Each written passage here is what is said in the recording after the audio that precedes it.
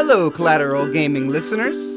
Chazzle Dazzle here from the Trial by Error Variety Show podcast. I just wanted to take a few seconds to invite you guys over to what we do.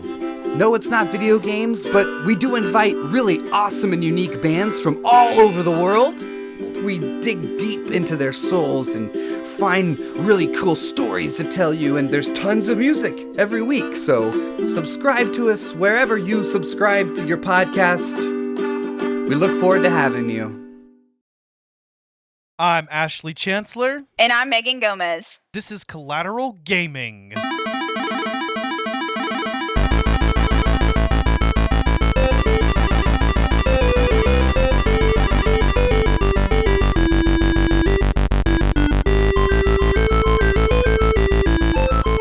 Hello, everybody, and welcome back to Collateral Gaming, the only gaming podcast that matters.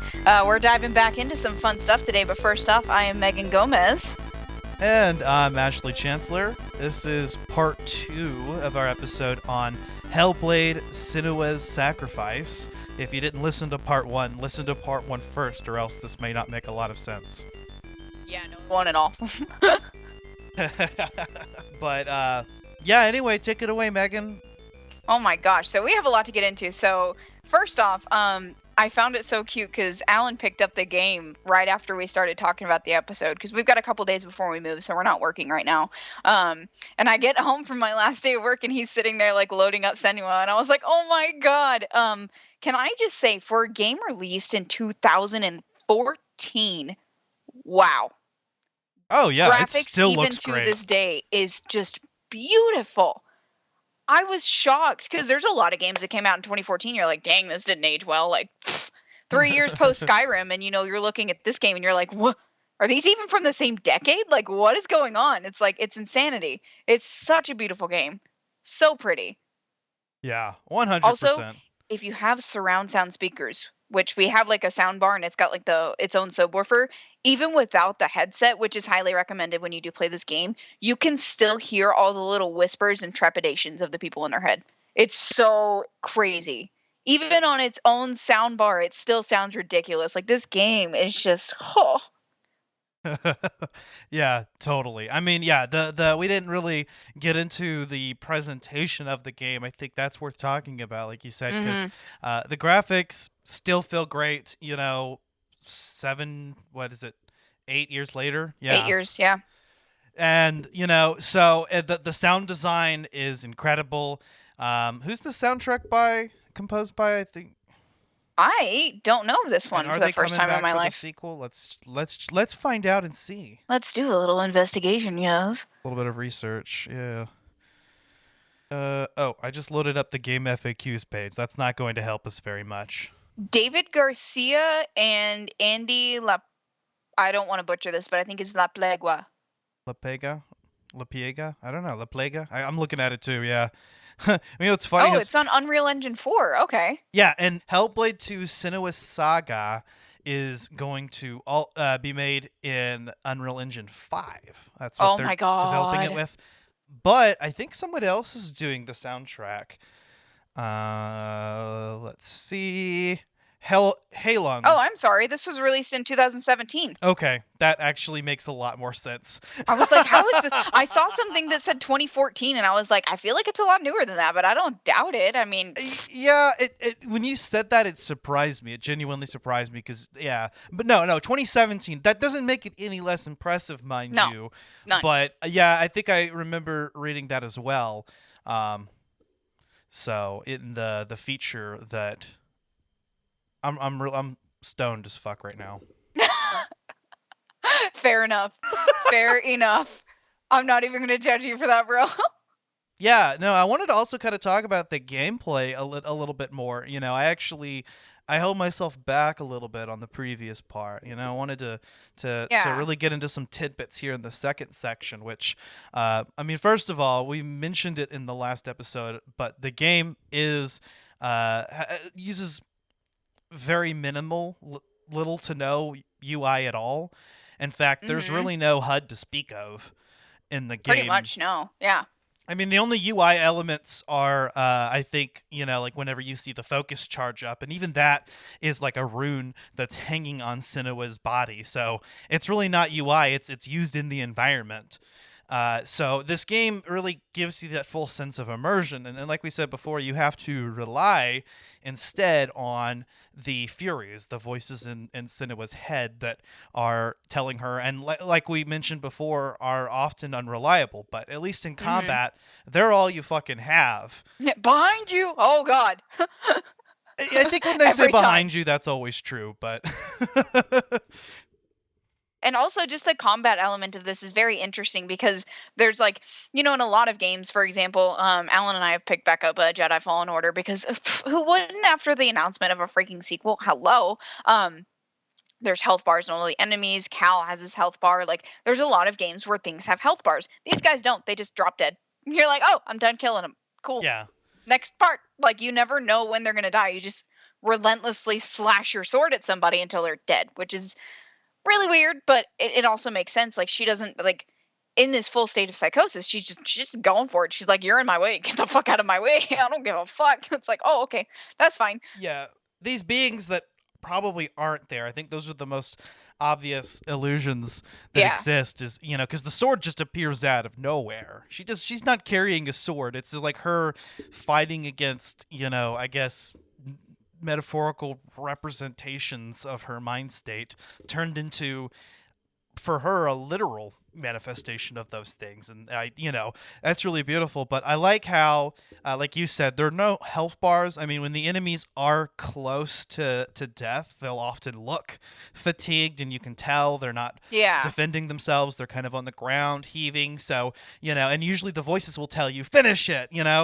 Yes, and that's something that I think is so cool that Ninja Theory did, because it's not traditional. It's not at all, because even in games like Elden Ring, for example, there's a health bar, and it's like, oh, I've completed phase 1 of this. It's like they just slowly get slower and they stagger. Like, that's something that's got to be difficult to add into a game. Like, not only are you adding the element of combat with no UI, none of this, but you're adding in just this element of literal just fight to the death. Like, there's no logistics about it. It's literally just slashing and crashing and all of this stuff, and they literally slowly die like in a real battle, which is just insane, because it's like, I haven't seen many developers do anything like this ever. Pretty much everything in every game, like, it's pretty much like a meme now. Like, a health bar is like something like you can get it on a sticker, and like you have hearts for Zelda and all that stuff. Like, this is a game where you don't have that, and it's so the enemies don't have health bar, and you don't have a health bar. Nope. And that's the only way that you can tell is that when Senua seems to be more ragged and is reacting slowly, when she's really close to death, she's like her breathing changes too. Yeah, and she's leaning on her sword, and you can't even pull off all of the attacks that you normally can do. And the voices will start saying, she's close to death, she's close to death. But what I think is really cool is when the enemy hits what would be the finishing blow, what kills off the rest of her health bar that you don't see, is you get a second chance, and if you rapidly press a button, then Senua will get up. I mean, I mashed X. I don't know if there was a correct option or if there were other options. I just maxed X because it's the dodge button on PS4, so fair enough, because this game, that's the thing also that I love about this game is, a lot of the games we talk about, they're very intense storyline games with multiple options. Like, you were just talking about how, like, the sword magically appears like Aloy in the intro sequence. I was so confused when a rope just came out of her ass like fucking Spider-Man. But you don't get like a traditional introduction sequence. You don't get any of that. Like, you literally just go right into it. That's it. Like, you walk through, like, she's walking and you're getting familiar with the controls, but it's not like, hey, press X to dodge, press this to jump. There's none of that. It's just figure it the fuck out, boy. You have to pause the game and look at the menu. I remembered having to do that. Just to kind of get a feel for the controls. And the only help you usually get is that they'll be like, focus. Yes, you can do it. And like, okay, if you go to the pause menu and you go look it up and you see that the right trigger is focus, then you're like, okay. Or maybe you're one of those people that just start testing out the controls the second you have got the controller in your hands. That's me. And so 10 out of 10.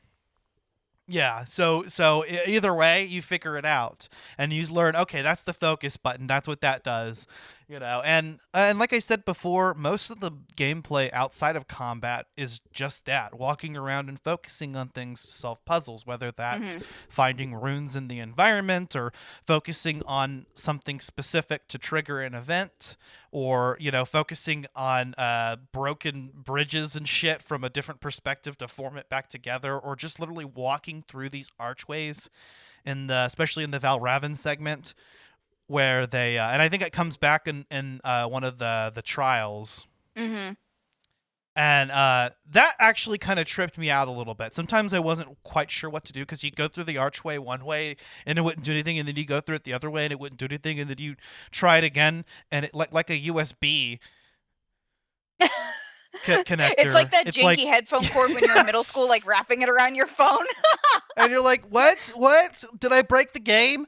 There were a couple moments in the game, actually, where I noticed a little bit of glitchiness. Nothing game breaking, nothing like on the level of like Assassin's Creed, which is a game developed by Ubisoft, whereas this is a team of 20 or so developers.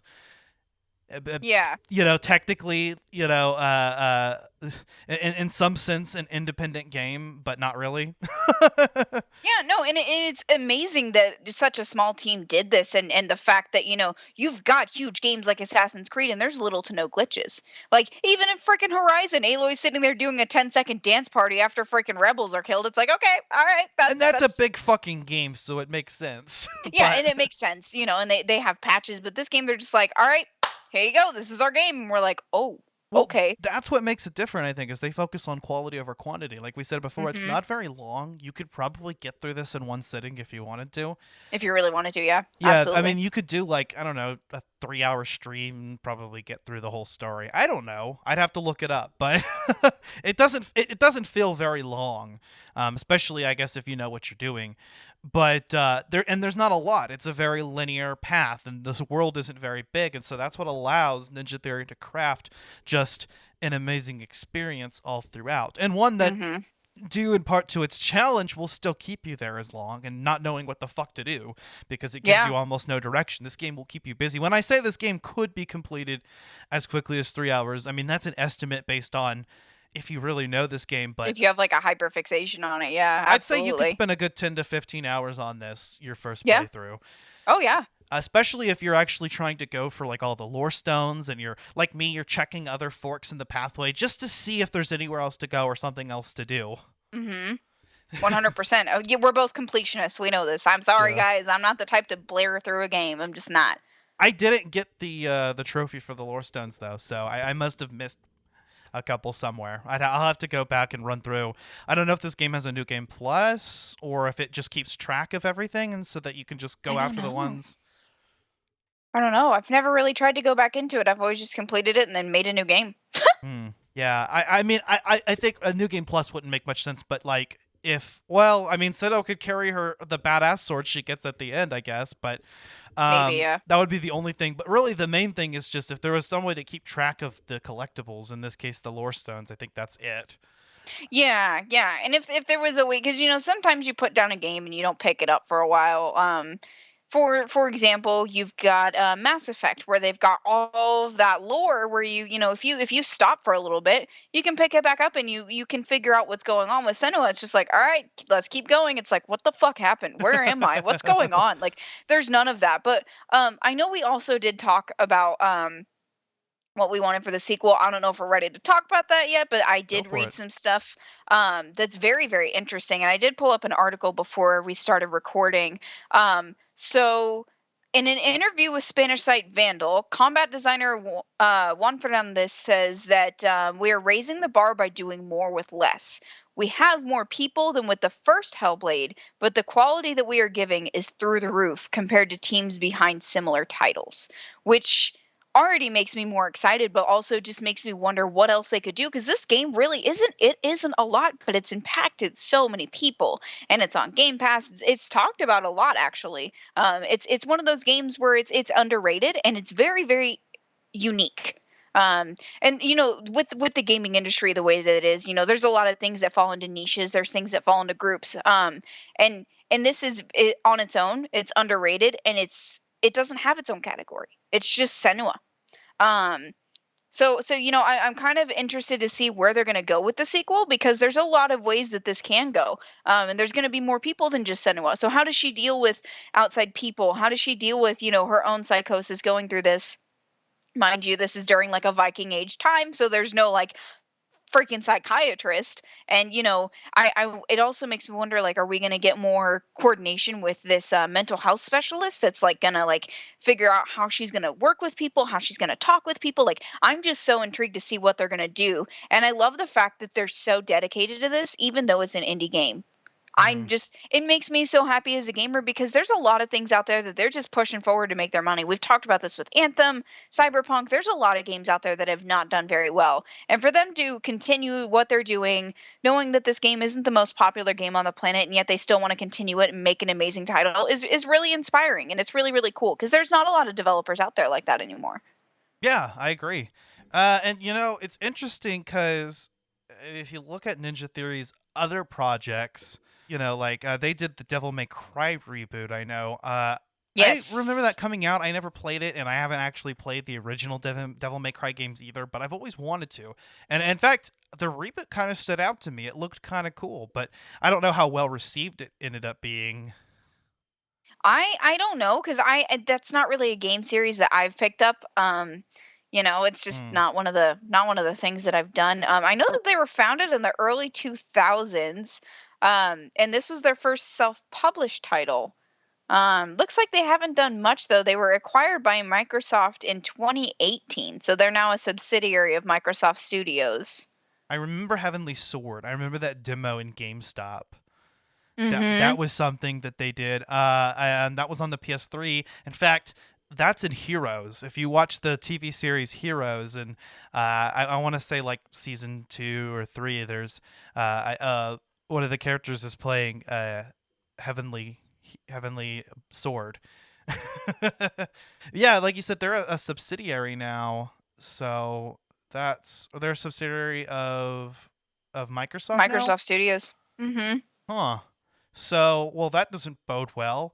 Well, no, because I think They were this acquired during E3. They really. they had announced that they entered into an agreement to acquire God Ninja Theory damn it! alongside three other studios. What? Yeah, it is true. Hellblade 2 is gonna be only on Xbox and PC, and Mm-hmm. specifically only Xbox Series X and S. God fucking Mm-hmm. damn it! Alrighty, I'm probably gonna have to get a Series S then. That's probably gonna be my I best I will option. say they're worth it. And this is going to deviate a little bit from the topic here, but seeing as how this is tying into the sequel a little bit, I will say, being a gamer and growing up primarily on PlayStation and Nintendo products, getting my first Xbox was a lot of fun. And while there is a lot of social gaming on Xbox, they do have a lot of great titles, and they honestly are a really good bang for your buck, because not only do you get the Xbox itself, you also are going to pay a bit more for the live and stuff like that, as you would with PlayStation, and paying for things for Steam and all that stuff. But you really do get a lot for what you're paying for every month. Like, this game and hundreds of other games are on the Game Pass, and I understand that PlayStation is trying to move that way, but the fact that they're actually giving this a chance to be a PlayStation or a Xbox exclusive is very, very good for the series too, because gamers get bored. I'll admit it. I'll be the first one to admit that I have a lot of unfinished games. And whenever you hear news about a new exclusive, if it's the type of game that you would play, it piques your interest. So I'm excited for Senua to be an exclusive, because that's going to give this series more what am I trying to publicity. Well, and I think it works because we have really great high quality titles on the PlayStation side already. Yeah. And a lot of big titles coming too. Yeah, I mean, so I guess you're right. I think it's good that Microsoft, I guess, has a series now besides Halo and Gears. It's just, I guess, it's disappointing if you're not, if you played it on PlayStation and you're not planning on getting an Yeah. Xbox. But like we've said before, the ultimate goal with any of us who are working on the podcast is to have both, all the Yeah. consoles, Yeah. because you're just gonna have to, and to miss out on exclusives of either console and run a gaming podcast, for It's not fun. shame. No, no, So no fun. I think I'm actually okay with it. One, PS5s are hard to find. I don't know when they're going to become available, and they're more expensive. And when I get the PS5, I'm going to get the full thing. I'm going to get the regular, not the digital edition. But with the Xbox, I'll get the Series S, you know. Yeah. I mean, honestly, like from what I've experienced with the Series S, because our buddy has the Series X, and our other friend has a Series S, and Alan just bought one. I it's worth it. It's so much worth. It was like I think we got it open box at Best Buy for like $280. It runs. I'm not even kidding. For that price point, which is not a lot compared to a lot of the other consoles that are out there, it was less expensive than a Switch. It's the same amount as a Switch. It's 10 times better as a digital console than the Xbox One ever was. I don't know what happened. I don't know what the kind of turbo fire they got from that little snail in that Disney or Pixar movie, but oh man, they did it. And it is quiet. It's very small. And for the people that like small things, it's a little baby console. It's so cute. It's not even it's like a little bit bigger than a internet router. Yeah. It's so tiny. It's so cute. It's amazing. Yeah, and if it'll run Hellblade 2, because I've seen what is on Xbox Series X and S, and what it's capable of, and if the sequel is going to run on that, it's going to be fantastic. Oh my god! And with the best kind of PC that you can get. I mean, I'm sure the tech specs requirements are going to be off the walls because it's going to be a console exclusive. With the graphics enhanced, bro. Oh, I'm gonna faint just talking about it. Yeah, or a next generation or current generation exclusive, I guess. I'm glad that we're actually seeing that. I think we mentioned this in the news segment of the last episode, maybe, but it's okay that we've had that we're going to have games that are now going to be current gen exclusive because, well, one, PCs, you can upgrade your PC and run it.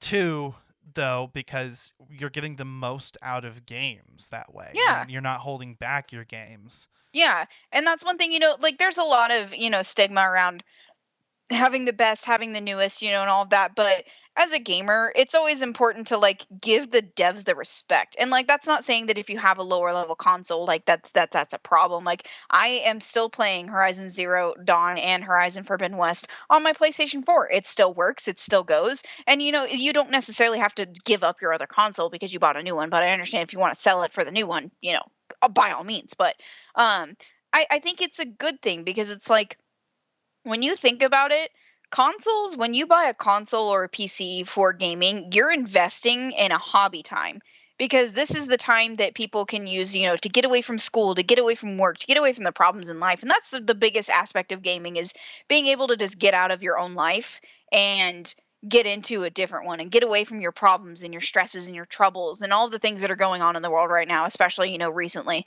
besides Johnny Depp winning that trial, boy.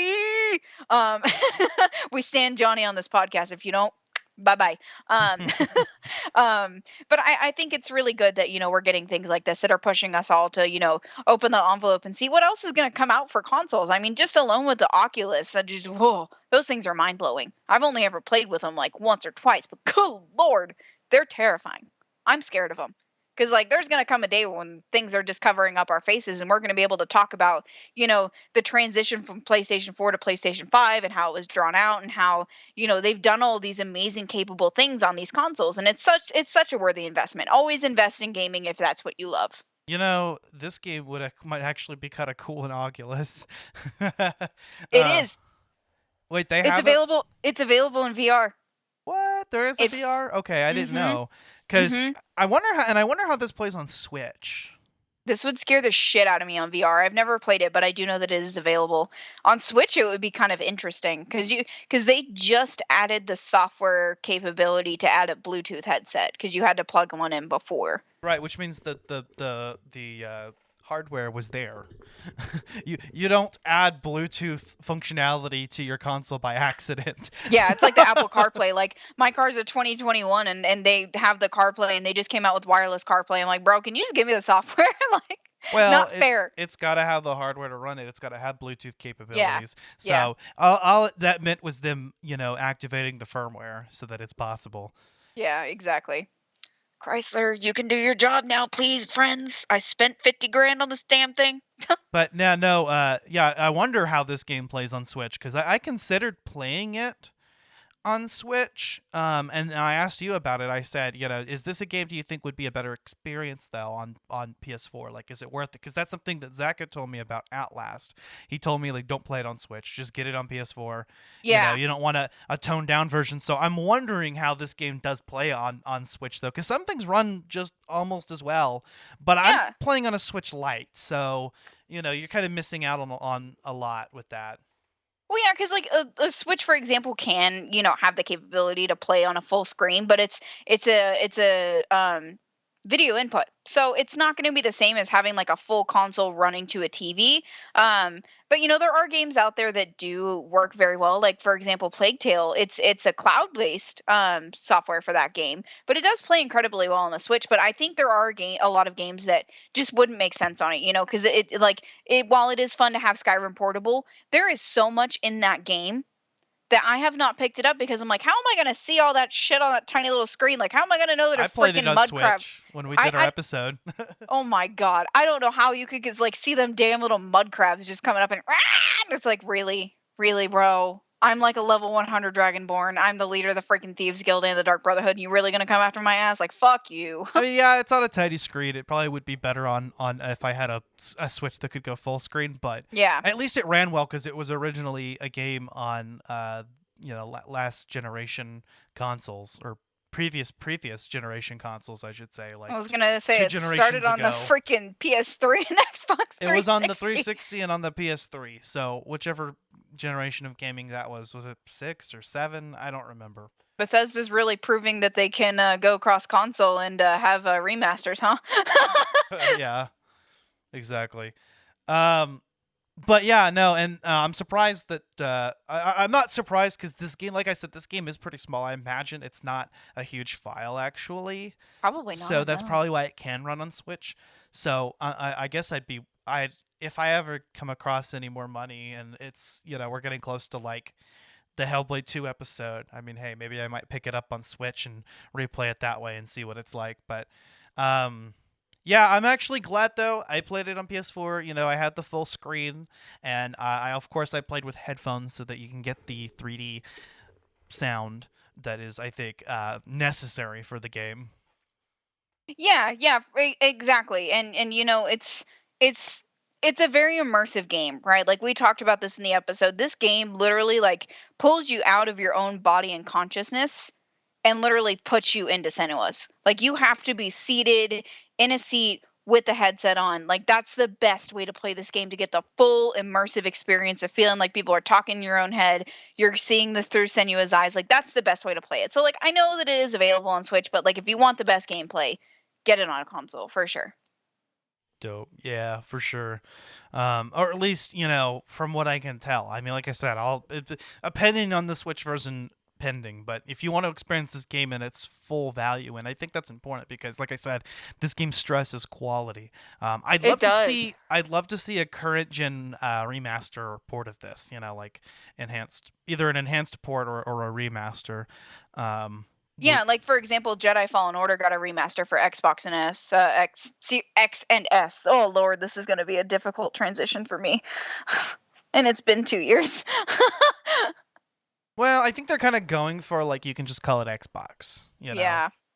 So as far as the gameplay goes, but besides. Well, actually, yeah, let's talk a little bit more about the combat because, we mentioned how Senua always kind of gets that second wind mechanic where she can mash button, but eventually that runs out, or maybe that's the equivalent of her having a little bit of a health bar left, and so that can be like an adrenaline off. rush. So, but anyway, that you eventually will die, and you'll notice the rot will move up Senua's arm.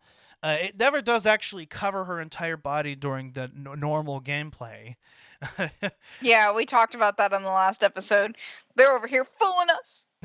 But and also the focus can be used in combat, and you have to charge it up over time. But by parrying and dodging successfully, yeah, this is a lot of parrying and dodging. Parry. That's what it is. It's parrying, dodge. There's parrying, there's dodging, and of course regular blocking. But if you're gonna block, you might as well parry. There's a light attack, a strong attack, and a shield breaker.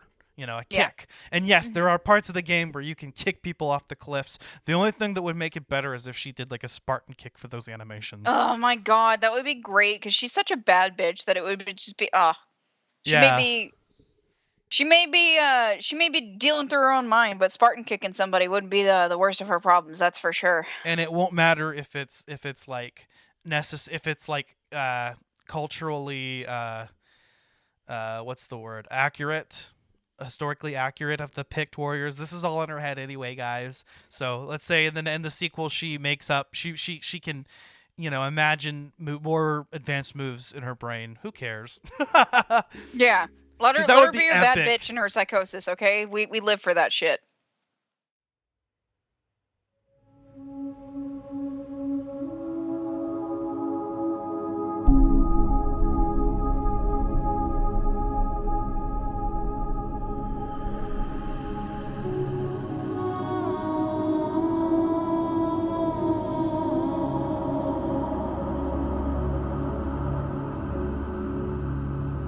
You can't put it into words. That moment when you look into the eyes of the one who is supposed to reassure you, make you feel safe. It only takes an instant. Fear swallows you before you have a chance to make sense of it. And darkness becomes a part of who you are.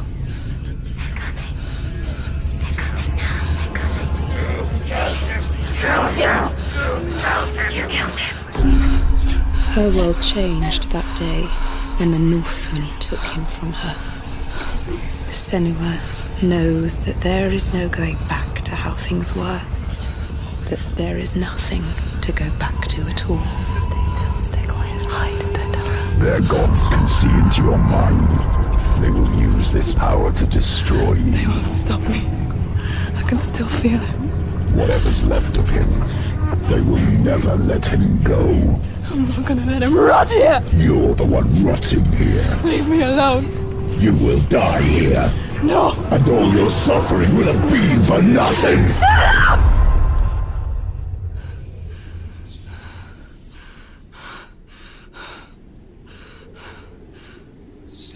Dillion? Is that you?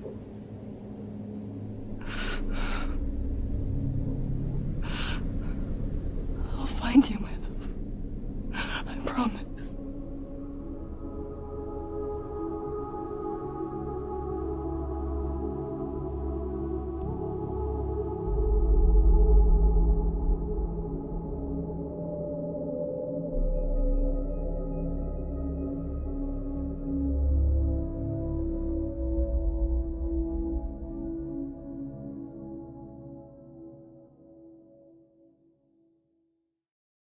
But yeah, no, I think that that's actually a lot of fun.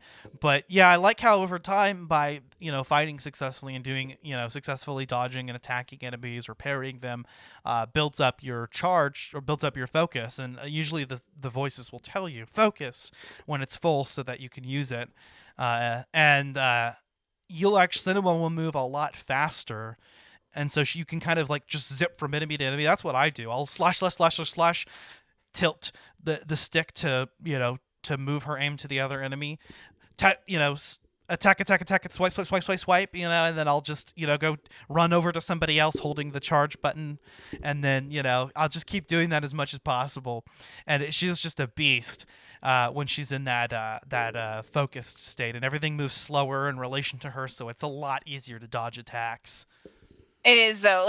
Honestly, this is like for me playing this game reminds me of playing as Kirby on Super Smash Brothers. Like just you're button mashing. Like full admit it. Like this is button mashing, but they make it so artful that it doesn't make you feel as bad for button mashing, which is so much fun. Fluid, and you can even chain together combos and be smart about it if you want, But I was mostly button mashing too. Yeah, I can't even lie to you. Like I button mashed the shit out of this game. But there were systems, you know. It was like, you know, dodge and light attack mash, parry and strong attack. If they're saying finish him, then a lot of times that was going to be like a charge and strong attack, you know. And I liked doing a lot of the sprint attacks too. Those were nice because usually you could catch an enemy guard with, you know, one of the sprinting light attacks, and she'll just fucking stab them, you know. And it's fast. Exactly. It usually cancels out whatever they're doing. Like, fuck you. And what's nice is that you can suck at combat too and just get hit down to the ground, mash X to get back up, and okay, you're cool. So I actually, in the time that you were talking, which I was listening, I promise. So they weren't the type to be that warlike. Like they like, so Picts were Celtish. In actually looking at the map of where their territories were, it is very similar to what we see in the game. So it looks like she was just like literally wandering through the wilderness of her kingdom.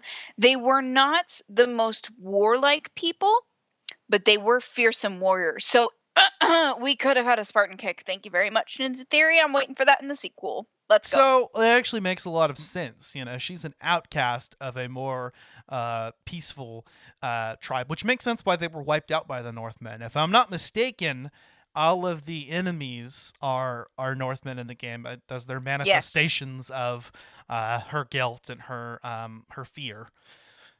You know, and that's ultimately what she's overcoming. So, you know, obviously, all the enemies are going to be. It was actually the Romans. Distorted. Oh, they're Romans. Okay.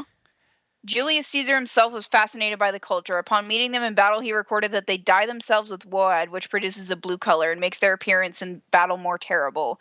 They wear long hair and shave every part of the body save the head and the upper lip. So, wow, okay. So they did a lot of research on these people in development of the game, which goes to show more. Even a team of 20 people made her look historically accurate, made her seem like her village's people, and made her like a fearsome woman who has all this internal time. I'm just wow. Ninja Theory, you have my heart now. I love you. Yeah, no, they did their research in a lot of ways, you know, as far as the mental health aspect goes, and as well as the cultural historical aspect goes. Which, going into the combat, that makes me wonder, is this the type of sword style that we would see a Pict using? Because it's not typical sword style that you would see like a Greek or Roman use, because it looks different. Like the way that she parries is a little bit like, I'm going to say weird because it's not what I'm used to, but like, you know, she parries a little bit weird. The way she carries her sword is not like typical of what you'd see in like British or Greek or Roman or anything like that. It's a little bit off. And I was always kind of weirded out by that, but seeing as how they did research on it, that makes sense. This might actually be like Pictish combat. Yeah. I mean, I mostly noticed the Norse influences. Yeah. So that's and that's, I guess, you know, where most of it, which I guess makes sense because Druth was a slave of the Northmen. So I don't know if Senua's tribe would have believed in the Norse gods, but it makes sense that Druth would have, and he's the one who tells all the stories, and that's what she seems to believe. So I would think that that's what she was upbringing. Well, so the Picts were in modern-day Scotland. So, I mean, Celtic runes and Nordic runes are very similar, but there are quite a few differences if you look at them very, very harshly. Because, like, for example, my father's side of the family is Swedish, and then my mom's side of the family is Celtic. So, like, you can see the difference. It's very slight because they were very similar.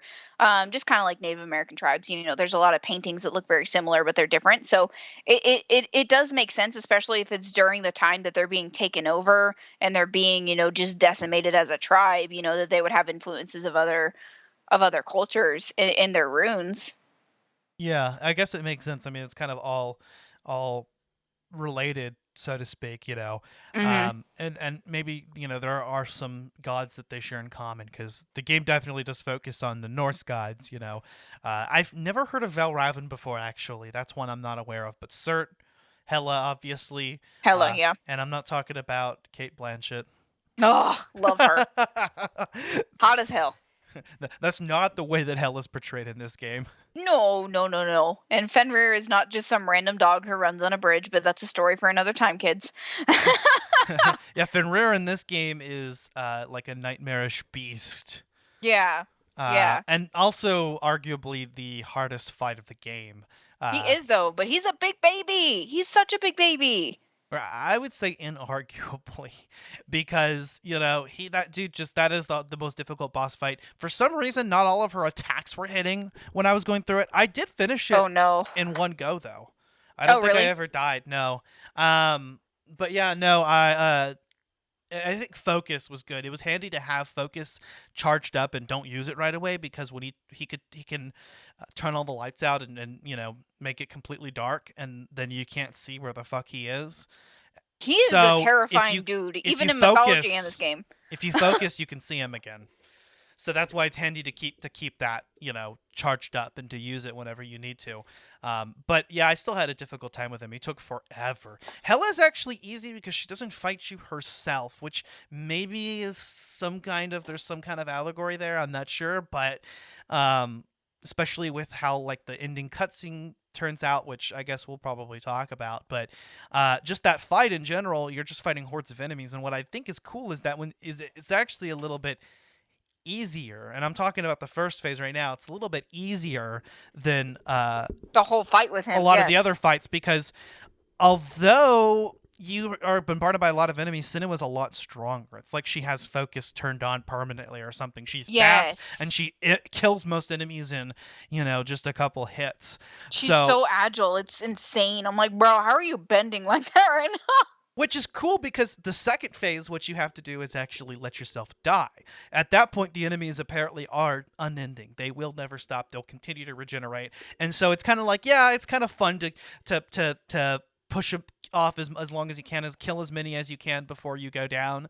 But eventually you go down, just let Senua go down, and the voices will even tell you, they're like, let go, and then that's the end of it, is Senua lets go of her regret, lets go of her desire to avenge Dillion. Not avenge him, but to resurrect him, to bring him back, because that's her accepting his loss. That's her going through the final stage of grief and accepting it. And I think that's so beautiful, because grief, and we talked about this a lot in the last episode. The last episode, we talked a lot about the mental health aspect, and a lot of things in this game that are heavy topics. And I know we wanted to get that out of the way before getting into the actual logistic elements of this game, and like gameplay and combat, and God, the graphics and sounds and stuff like that. But that's something that I did want to touch on, because I knew we would talk about the latter part of the game in this episode.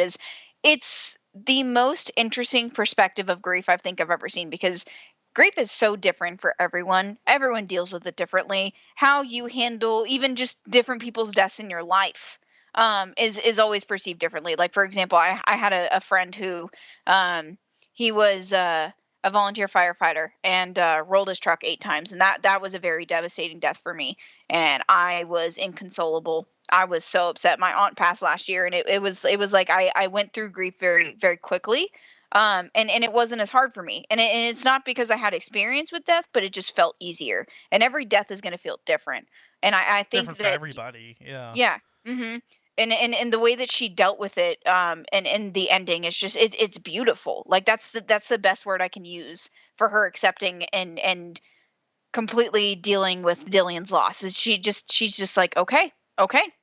So is it possible then that the different sections of the game maybe even represent the stages of grief? I mean, if you think about it, could the Valravn segment be denial? Could Cert, was associated with fire, be anger, and bargaining be the section until you get defeated by Hela, and then depression would be that moment after where she contemplates suicide, and then she goes through the sea of corpses, and the voice in her head the entire time is telling her that she can't that she can't do shit, and she's lost her sword. She has to reforge that, or get the new sword, and then acceptance would be the very end of the game. I think so, because in that last part right before you're getting to the final segment, she's really like, why am I doing this? she wants to literally, like, she pretty much, like, almost says, like, I want to go and curl up in a ball and never get up, pretty Yeah. much. Like, and it's the fourth stage of depression, which is the fourth stage of grief, which is depression. I think it does go through the 5 stages. I think you're right. Yeah, I mean that's kind of the way that I see it, because that walk on kind of on the, not the beach, but I guess the shore, under the bridge, is depression, and her just kind of chasing after Dillion through all of the trials is her, I guess, overcoming her depression, and then once she's remade the sword, she has to fight her way through the corpses who are all trying to keep her down and keep her in depression, continuing to tell her, but she's fighting through it. And then I guess the next section of the game would be the process of acceptance, which doesn't finally culminate until the very last cutscene. Mm-hmm. And I think it's beautiful how Hela, who you never actually directly fight at any point, ends up becoming Senua. Yep. Hela, you see Hela drop Dillion's head, and then the camera pans away and it comes back after Dillion's head his skull has fallen all the way, through towards the bottom, towards some seemingly endless pit, the camera pans back up towards who was once Hela, and in her place is Senua, and it's Mm-hmm. demonstrating that Senua threw the skull down, accepting Dillion's death, and that's Mm-hmm. just beautiful. I love how this communicates so much, and there's no real dialogue in this game to speak of. Senua never talks to anybody besides the voices in her head. Mm-hmm. Exactly. And you find out that she pretty much, her and herself and her mind were the antagonist the whole time. And it shows you just the toll that your own brain can do on you. And it's so heavy, but it's so beautiful. Like, the way that this game is, this is just incredible. And also, you said, yourself, that there's not a lot of dialogue in this game. I'm excited for the sequel because Senua actually talks to people. I want to see what her interaction is like with other people. Definitely looks like that, because in the trailer we saw her interacting what appeared to be with other warriors, and it's Mm-hmm. not clear whether those are real or not, because there's also some fucking monster shit coming out, and I guess that can't be real. That has to be in her head because it's fantasy, but they're reacting to it too, so I don't know. Yeah, and then that begs the question, what's real and what's not.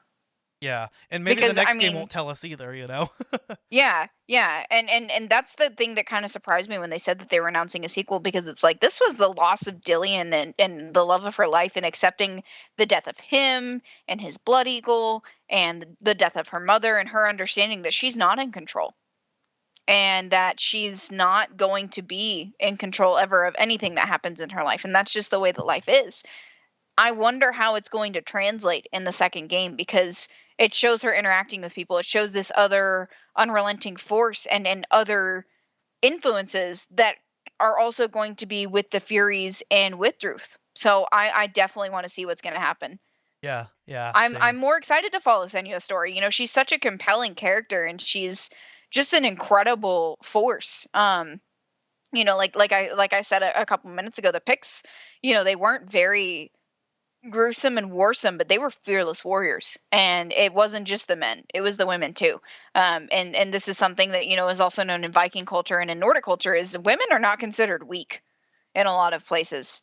They're considered very, very strong. I'm definitely looking to see, she is an outcast, but how has she redeemed herself since accepting Dillion's loss? Like, where are we going to go from here? Right. Because she's still suffering from psychosis. You don't just go through a psychosis because you're losing somebody. Like, that's a lifelong thing. That's a very, very severe form. Sometimes happening from trauma. Sometimes it's genetic, like we said in the last one, because her mom had some issues. We don't know where it's going to go from here. But, like, does she learn how to control the voices in her head to interact with other people? Does she become a full member of her tribe? Where do we go from here? What do we do now? Yeah, no, exactly.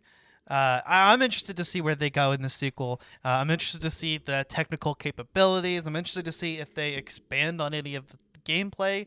Because I feel like this game did, progressively complicate the puzzles. The puzzles were Yeah. progressively more difficult and more more multi-stepped. They required, more thinking and, over time. So how do you top that? They've got to become, increasingly more complex somehow. And yet that guy said in that interview, we're looking to do more with less. Like, what are you guys going to do? Yeah, and are they going to use the same basic puzzle types? Doubt it. They're probably going to go with some new shit. They're going to up the ante, bro. If they're not gonna all up it. New shit. I like, in particular, I think that the sections where she's going through the trials were really fun. Because, they kind of would focus on a specific type of puzzle element, or they would take something away from you and force you to play it a certain way. And in not any one of those was there any combat. It was all puzzle based. I loved all the puzzle parts. I'm a big puzzle fan, though. We all know this. I love puzzles. Same. I'm like, yay, puzzle! Except for the water temple and freaking Twilight Princess. Fuck that shit. So anyway, I guess let's get into our final thoughts here. Starting with you, Megan. Okay. Final thoughts.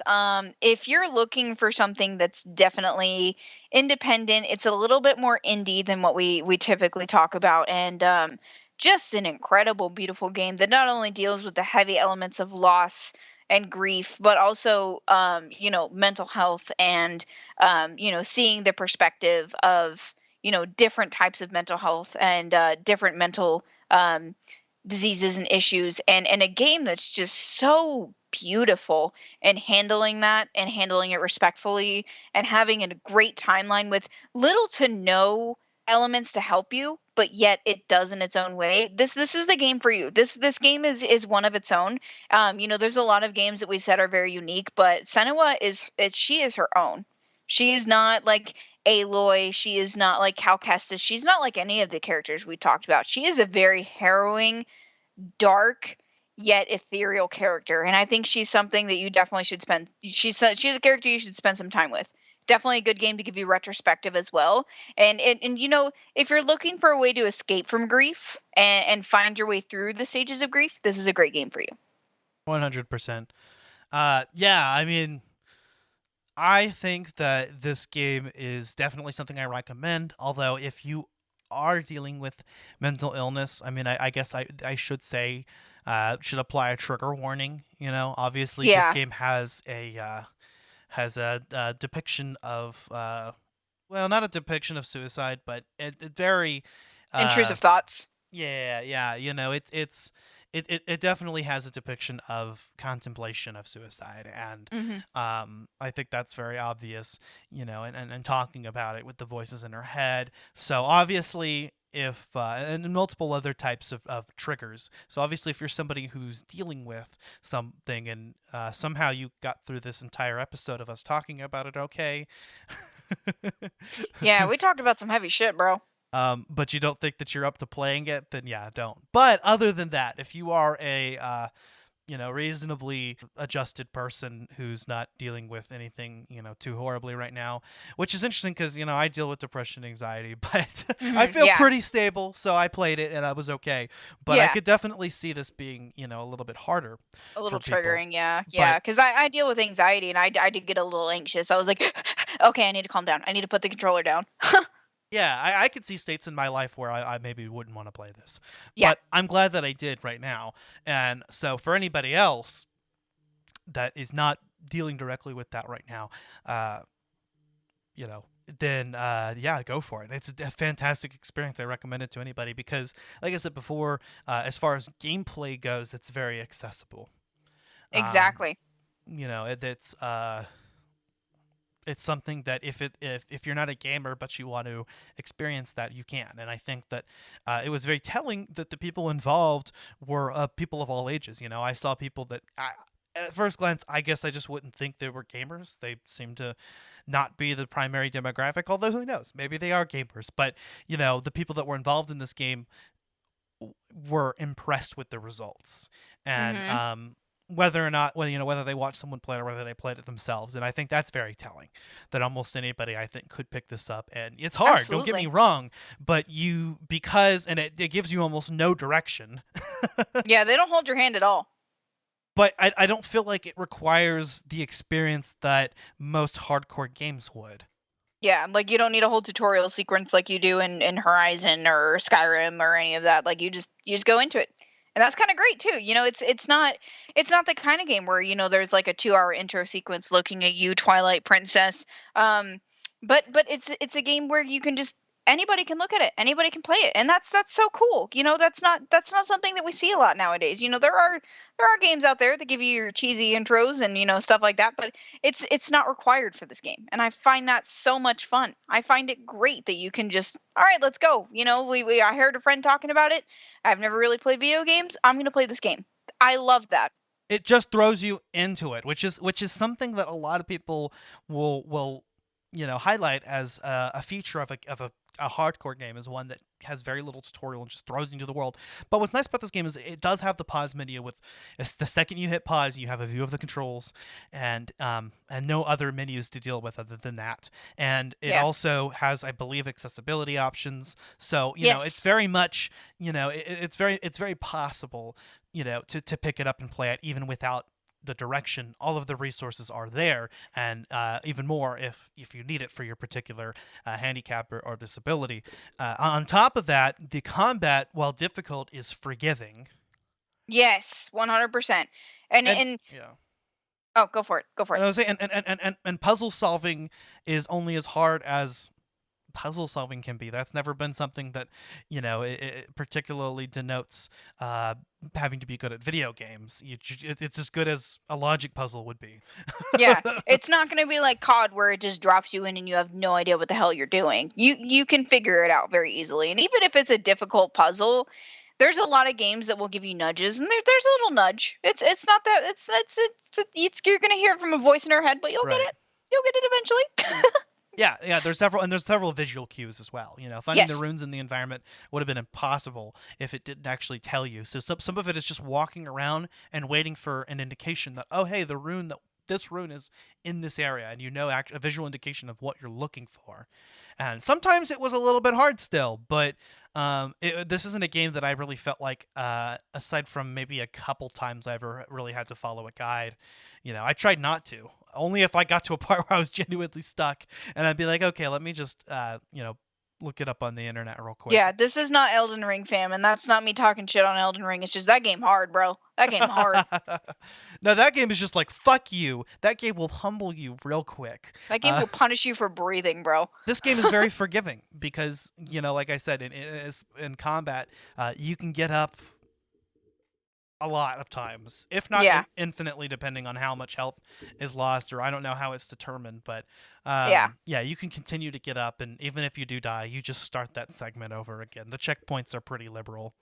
Yeah, it's not hard, and guys, I know that this game is very heavy, and I didn't speak much on the subject in my final thoughts, but I definitely, if you're a listener of our podcast and you understand, a lot about what us as cast members go through and all of that stuff, I think it's a worthy game to pick up. It's on Switch, it's on, I believe, PlayStation as well, it's on PC, I think, and it's on Game Pass. So I mean, You've got readily available access. If you're looking for something that we would feel pretty strongly about, besides the games that we've talked about for a long time, like Skyrim and Mass Effect that I always reference, this is a very good game. This is a game that it's unusual, but it's a good game for anyone to play, and that's what I love about it. That's why I picked it. 100%. Well, anyway, guys. If you enjoyed this episode, please leave us a 5-star review on Apple Podcasts or feedback on your platform of choice.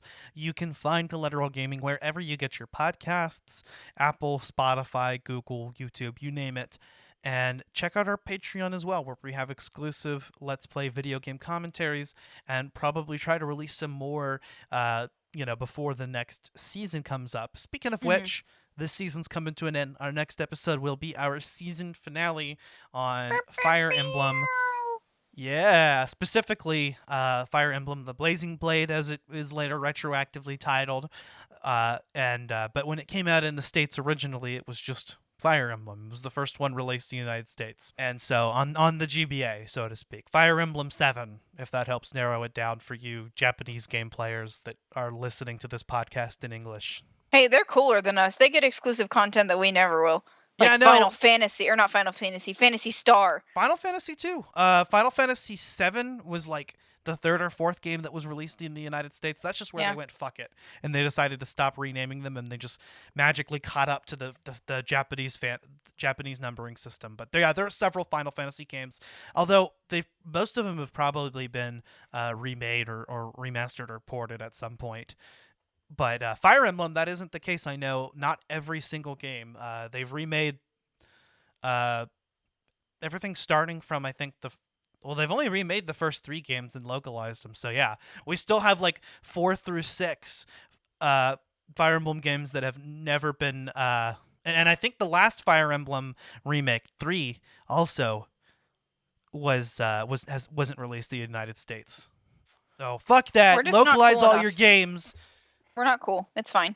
No, I'm kidding. No, actually, I think that's genuinely a thing, though. I think, like, especially in the past, I mean, you see this less now, but Japanese have definitely had kind of an attitude of American gamers wouldn't enjoy this or wouldn't understand this, or this would be too hard for them, which sometimes feels a little patronizing, but at the same time, it's like, yeah, you're probably right, bro. It happens a lot less now, but for instance, that's why Super Mario Brothers 2 in the United States was a reskin of Doki Doki Panic, and we never got it. It was legitimately deemed too hard. We're just not cool enough. It's fine. Check out our season finale on Collateral Cinema as well. We talked about Sidekicks featuring Chuck Norris and Jonathan Brandis. It's basically the Karate Kid, except Jonathan Brandis has these really realistic hallucinations of Chuck Norris. It's fine. Yeah. It's Chuck Norris. Who wouldn't want to hallucinate about Chuck Norris? He's the man. Oh, yeah, no, there are plenty of Chuck Norris jokes in the episode, by the way. That was obligatory. Oh. You know, we brought 2007 back. It's okay. This is why I love y'all. But, yeah, anyway, so I guess that's really all there is to say. Anything else to plug, Megan? I'm going to be definitely trying to do some more content coming up whenever we get to our new place. We're currently in the process of moving, so this will be the last episode before we're in our new home. And I definitely want to get some stuff out there. There's just not enough square footage in this tiny little apartment. I know that we had talked about Agony being on this episode. He was unfortunately just not able to do it because of some scheduling conflicts. But definitely check him out on Twitch, agony.rising. He is a freaking hilarious guy, and I love him to death. And other than that, definitely stay tuned. We're going to be dropping the finale soon, but we've got some exciting content coming up in the next season. We're going to knock off your socks, guys. I'm excited. Yeah. And while Victims and Villains wasn't with us physically because of our own inability to communicate in a timely and effective manner before the episode, and then I chickened out because it got too close to the episode, we'll probably still plug you guys in the description and the podcast notes, because that's a fantastic resource to check out. On that note, if you are somebody that is struggling with any kind of mental illness, we want to take this particular episode to emphasize that you are not alone, and there are plenty of resources. Again, our friends at Victims and Villains have a whole host of resources. There is the National Suicide Hotline. You had that pulled up on the last part. Do you have that? Yes, I do. Cool. Yeah. Megan will plug that. That's a fantastic resource. I know it's something I feel like I could have used at some point. I just was too stupid to do it. I take that back. It's not unintelligence. It's just, it's like our own pride getting in the way, It is. So the National Suicide Prevention Hotline is 1-800-273-8255. If you're not comfortable with talking on the phone, they do have a chat feature. And also us here on in all of Collateral Media, we are here for you. Don't ever be scared to reach out. We will definitely, talk to you for as long as you need. We're here for you. And we definitely, as much as you support us, we want to support you back. So anything that you guys need, please don't ever hesitate to reach out.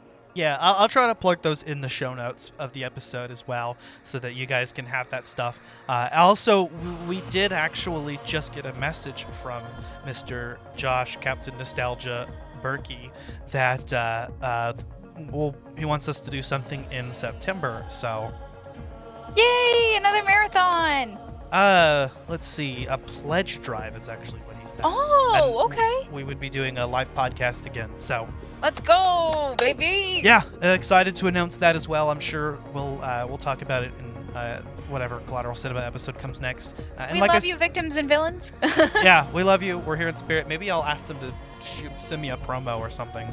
Heck yeah. So that we can throw that in our all of our fun stuff. Yeah. So anyway, guys, that being said, I'm Ashley Chancellor. And I'm Megan Gomez. This has been Collateral Gaming, and we are out. Goodbye!